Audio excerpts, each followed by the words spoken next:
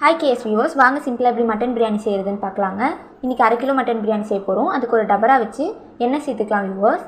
இப்போ எண்ணெய் ஹீட் ஆனதும் நம்ம அதில் மசாலா பொருள் எல்லாமே சேர்த்துக்கலாம். பட்டை, லவங்கம், ஏலக்காய், பிரியாணி எல்லாம் சேர்த்துட்டு வெங்காயம் கட் பண்ணி வச்சுருக்கோம் வியூவர்ஸ். ஒரு 3 வெங்காயம், பெரிய வெங்காயம், அதை கட் பண்ணிவிட்டு நல்லா வதக்கிக்கலாம். பாருங்கள் வியூவர்ஸ், இப்போ வெங்காயம் வந்து லைட்டாக வதங்கி வந்திருக்கு கண்ணாடி பதத்துக்கு. இந்த ஸ்டேஜில் நம்ம இதில் ஒரு 2 டேபிள் ஸ்பூன் அளவுக்கு இஞ்சி பூண்டு பேஸ்ட் சேர்த்துக்கலாம் வியூவர்ஸ். இஞ்சி பூண்டு பேஸ்ட் கூட பச்சை மிளகாவும் வச்சு அரைச்சிருக்கோம். இது ஒரு 3 டேபிள் ஸ்பூன் அளவு சேர்த்து நல்லா வதக்கி விட்டுட்டு இப்போ அது கூடவே 2 டேபிள் ஸ்பூன் வெறும் மிளகாய் தூளும் கொஞ்சமாக கரம் மசாலாவும் சேர்த்து நல்லா வதக்கி விட்டுடலாம் வியூவர்ஸ்.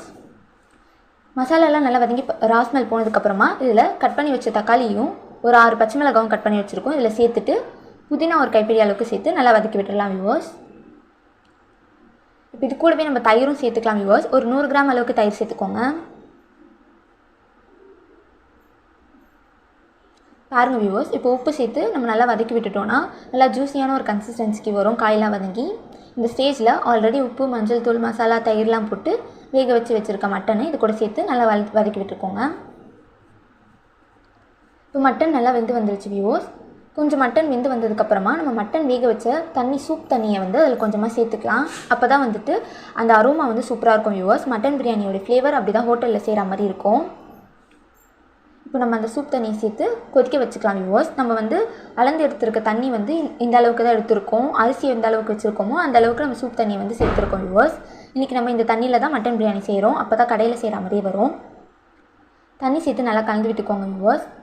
இப்போ உள்ள நல்லா கொதிச்சு வச்சதும் நம்ம 1/2 கிலோ அரிசி ஊற வச்சுருந்தோம் ஆல்ரெடி.